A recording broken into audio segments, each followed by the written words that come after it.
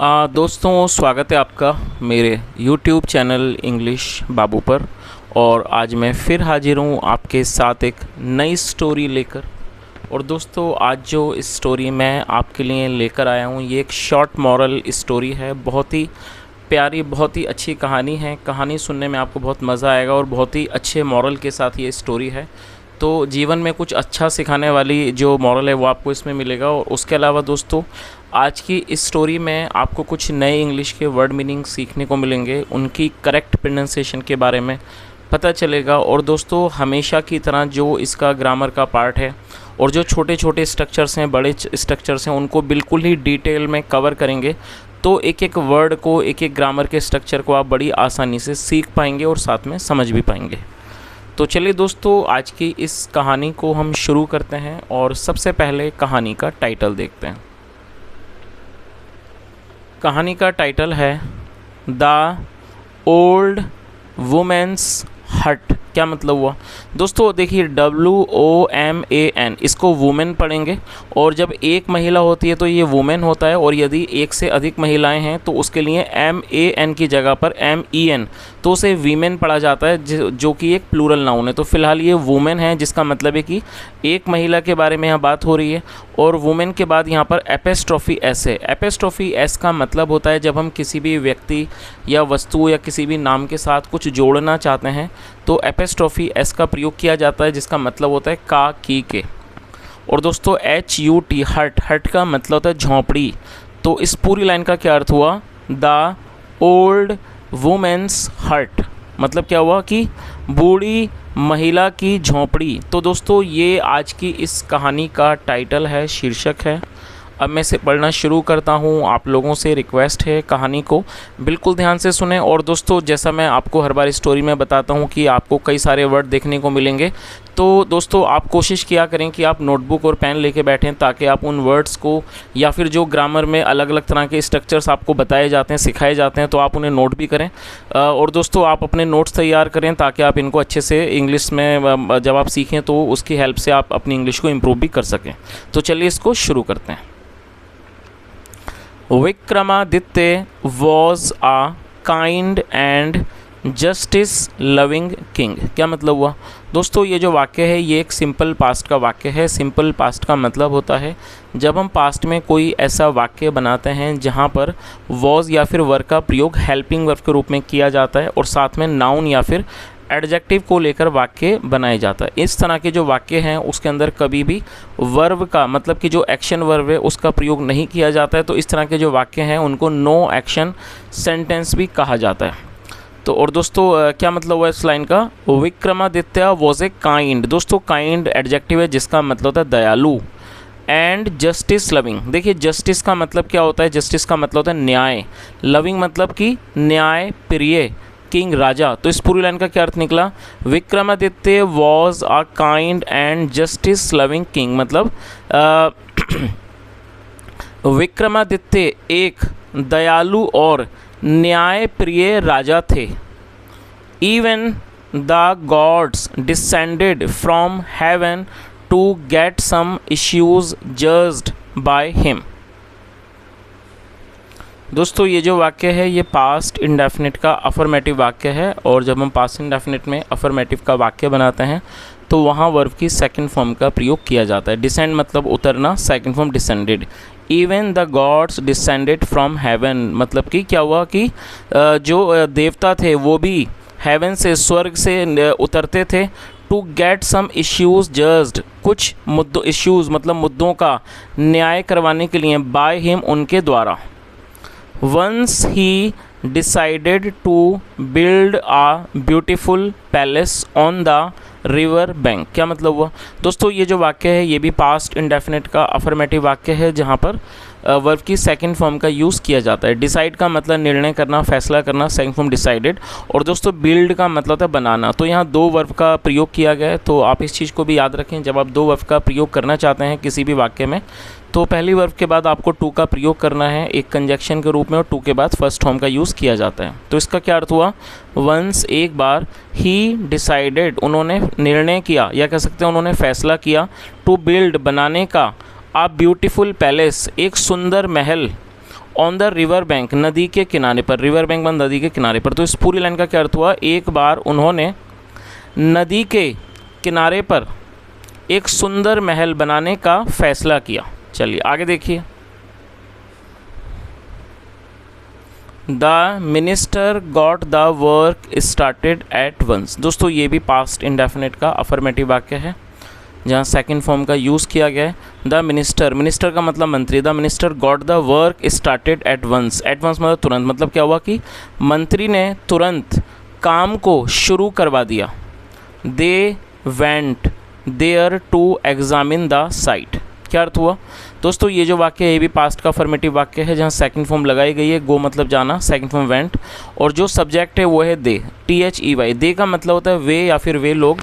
जब सब्जेक्ट में एक से ज़्यादा लोग शामिल होते हैं तो वहाँ दे का प्रयोग किया जाता है, जो कि एक प्लूरल नाउन है। तो क्या अर्थ हुआ, दे वेंट देयर, वे वहाँ गए, टू एग्जामिन द साइट।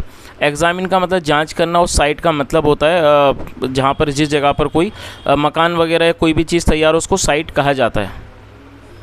तो इस पूरी लाइन का क्या अर्थ हुआ कि वह वहाँ गए स्थल की जांच करने के लिए।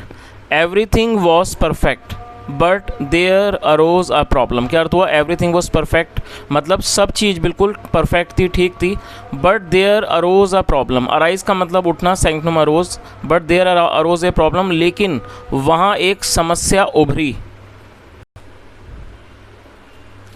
There was a hut of an old women near the palace site. क्या अर्थ हुआ दोस्तों, ये जो वाक्य है ये भी सिंपल पास्ट का वाक्य है जहाँ पर वॉज का प्रयोग हेल्पिंग वर्ब के रूप में किया गया है।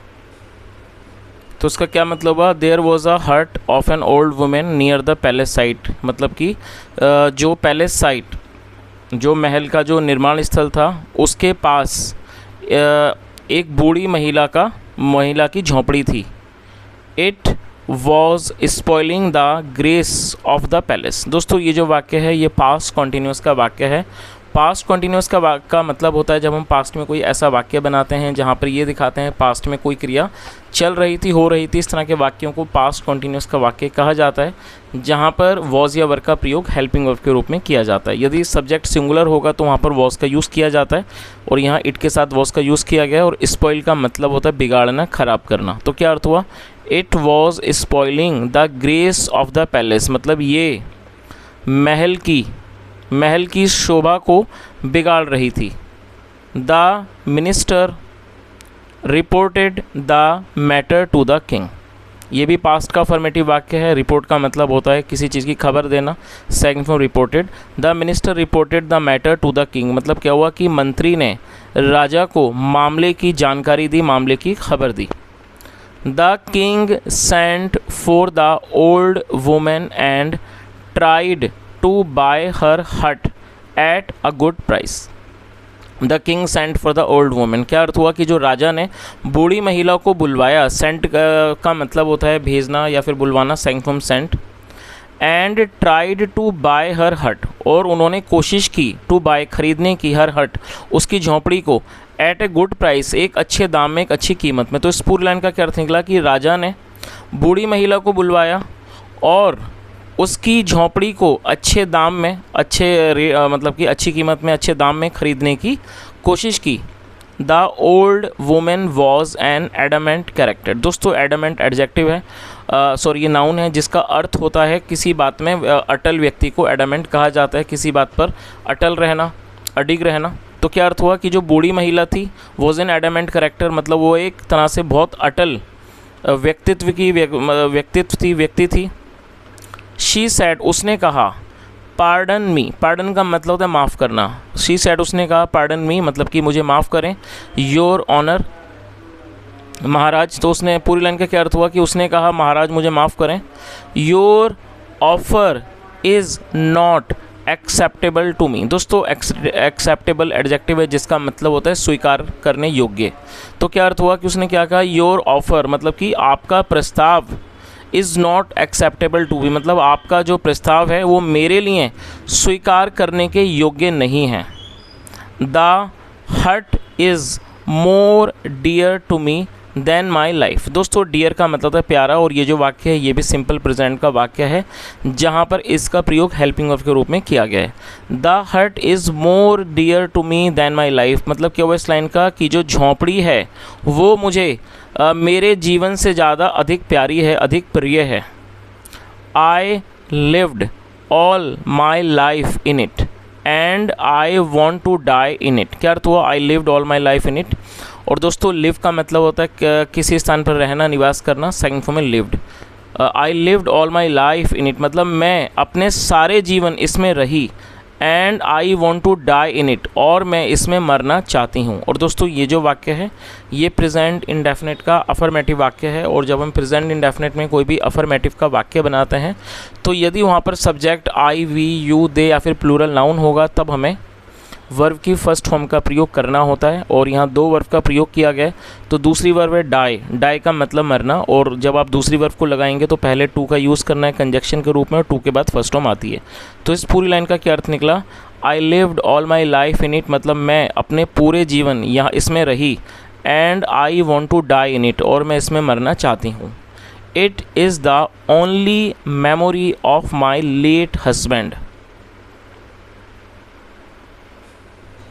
और दोस्तों ये जो वाक्य है ये भी सिंपल प्रेजेंट का वाक्य है जहाँ पर इसका यूज़ हेल्पिंग वर्ब के रूप में किया गया है। और मेमोरी का मतलब होता है किसी की याद, स्मृति। तो क्या अर्थ हुआ? It is the only memory of my late husband मतलब ये मेरे स्वर्गीय पति की, या कह सकते हैं दिवंगत पति की इकलौती स्मृति है। आगे देखिए, the king thought for quite some time. दोस्तों ये भी पास्ट इंडेफिनिट का अफर्मेटिव वाक्य है। थिंक का मतलब होता है सोचना, second form thought. The king thought for quite some time मतलब क्या हुआ कि राजा ने कुछ समय तक सोचा। एंड स्पोक और बोले और कहा, let people see my palace and her hut standing side by side. क्या अर्थ हुआ? उन्होंने आगे क्या कहा कि लेट पीपल सी मतलब कि लोगों को देखने दो, माई पैलेस मेरे महल को, एंड हर हट और इनकी झोंपड़ी को, स्टैंडिंग खड़े हुए, साइड बाय साइड एक दूसरे के साथ। They will appreciate my taste for beauty and love for justice. और दोस्तों ये जो वाक्य है ये फ्यूचर इंडेफिनिट का अफर्मेटिव वाक्य है। और जब हम फ्यूचर इंडेफिनिट का कोई भी वाक्य बनाते हैं तो वहाँ पर विल का यूज़ हेल्पिंग वर्ब के रूप में किया जाता है। तो उन्होंने आगे क्या कहा? दे विल अप्रिशिएट। अप्रिशिएट का मतलब होता है किसी चीज़ की प्रशंसा करना, तारीफ़ करना, सराहना करना, उसे अप्रिशिएट कहते हैं। तो उन्होंने क्या कहा कि they will appreciate my taste for beauty and love for justice मतलब वे, और दे का मतलब क्या होता है? वे या फिर वे लोग, मतलब वे मेरे जो मेरा जो टेस्ट है ब्यूटी के लिए, मतलब क्या हुआ कि वो जो लोग हैं वो सुंदरता के प्रति जो मेरा स्वाद है और जो मेरा प्यार है न्याय के लिए, उस चीज़ की लोग सराहना करेंगे। चलिए दोस्तों अब इस कहानी का जो गेस्ट है जिसका मतलब होता है कंक्लूज़न, निष्कर्ष, वो भी देख लेते हैं क्या इसका निष्कर्ष है। A man achieves greatness when he begins to value the thoughts and sentiments of others. क्या मतलब हुआ दोस्तों? ये जो वाक्य है ये प्रेजेंट इंडेफिनिट का अफर्मेटिव वाक्य है जैसा मैंने आपको ऊपर बताया था। और जब हम प्रेजेंट इंडेफिनिट में कोई अफर्मेटिव का वाक्य बनाते हैं और यदि हमारा सब्जेक्ट कोई भी सिंगुलर नाउन होगा तब हमें वर्ब की फिफ्थ फॉर्म का प्रयोग करना होता है। अचीव का मतलब होता है कोई चीज़ हासिल करना, प्राप्त करना, उसे अचीव कहते हैं। और जो यहाँ हमारा सब्जेक्ट है आ मैन, एक आदमी, ये सिंगुलर नाउन है, तो सिंगुलर नाउन के साथ वर्ब की फिफ्थ फॉर्म का प्रयोग किया गया है। तो क्या अर्थ हुआ? आ मैन अचीव्स ग्रेटनेस मतलब कि एक आदमी महानता हासिल करता है। वैन जब, ही बिगिंस वह शुरू कर देता है, टू वैल्यू वैल्यू करना मतलब कि कद्र करना, द थॉट्स विचारों की, एंड सेंटिमेंट्स और भावनाओं की, ऑफ अदर्स दूसरों की। तो इस पूरी लाइन का क्या अर्थ हुआ कि एक आदमी मतलब कि एक आदमी महानता जब हासिल करता है जब वह दूसरे लोगों के विचारों की और उनकी भावनाओं की कद्र करना शुरू कर देता है। For justice all are equal मतलब कि न्याय के लिए ऑल आर इक्वल, सभी समान होते हैं। इक्वल का मतलब समान। Vikramaditya could have easily got the old woman's hurt removed। दोस्तों ये जो वाक्य है, इस वाक्य में could have के साथ थर्ड फॉर्म का यूज़ किया गया है। तो जब हम कोई ऐसा वाक्य बनाते हैं जहाँ वाक्य के टेल पर सकता था, सकती थी, सकते थे जैसे शब्द आएंगे, तो वहाँ could have के साथ वर्ब की थर्ड फॉर्म लगाई जाती है। तो इस लाइन का क्या अर्थ हुआ, Vikramaditya could have easily got the old woman's hurt removed। मतलब क्या हुआ कि जो विक्रमादित्य थे वो आसानी से बूढ़ी महिला की झोंपड़ी को हटवा सकते थे, बट लेकिन that would have destroyed his image. लेकिन इस चीज़ ने उनकी इमेज को, छवि को खराब कर दिया होता। As a justice loving king, मतलब एक न्याय प्रिय राजा की जो उनकी छवि थी उसको उसने ख़राब कर दिया होता यदि उन्होंने ऐसा किया होता। तो दोस्तों ये आज की एक अच्छी सी कहानी थी, बहुत ही अच्छे मॉरल के साथ। और जो मुझे सबसे अच्छा मॉरल लगा वो इसके अंदर वो ये वाली लाइन थी, बहुत ही ज़्यादा कुछ सिखाने वाली लाइन है कि जैसे इसमें बताया गया है कि कोई भी जो आदमी है उसे महानता तभी हासिल होती है, तभी वो मतलब कि महान बनता है जब वो दूसरे के विचारों को और उनकी भावनाओं की वो कदर करना शुरू कर देता है। जैसा हमने इस कहानी के अंदर देखा कि जो राजा विक्रमादित्य थे, यदि वो चाहते तो वो आसानी से उस झोंपड़ी को हटवा सकते थे, लेकिन ऐसा उन्होंने नहीं किया क्योंकि वो एक न्यायप्रिय राजा थे और वो दूसरे के विचारों की या भावनाओं की कदर करते थे, इसलिए उन्होंने उस बूढ़ी महिला की झोंपड़ी को नहीं हटवाया। तो दोस्तों ये आज की एक बहुत ही प्यारी सी और मैं कहता हूँ आज के मतलब एक सीख देने वाली कहानी थी। यदि आपको आज की कहानी अच्छी लगी हो, मेरा पढ़ाने का प्रयास भी आपको अच्छा लगा हो, तो आपसे रिक्वेस्ट है आप इस वीडियो को ज़रूर लाइक करें, शेयर करें, चैनल को सब्सक्राइब करें। कहानी के बारे में आपको क्या अच्छा लगा और कहानी का जो मॉरल है वो आपको कैसा लगा, कमेंट करके ज़रूर बताएं। सुनने के लिए thank you so much. Have a nice day and bye.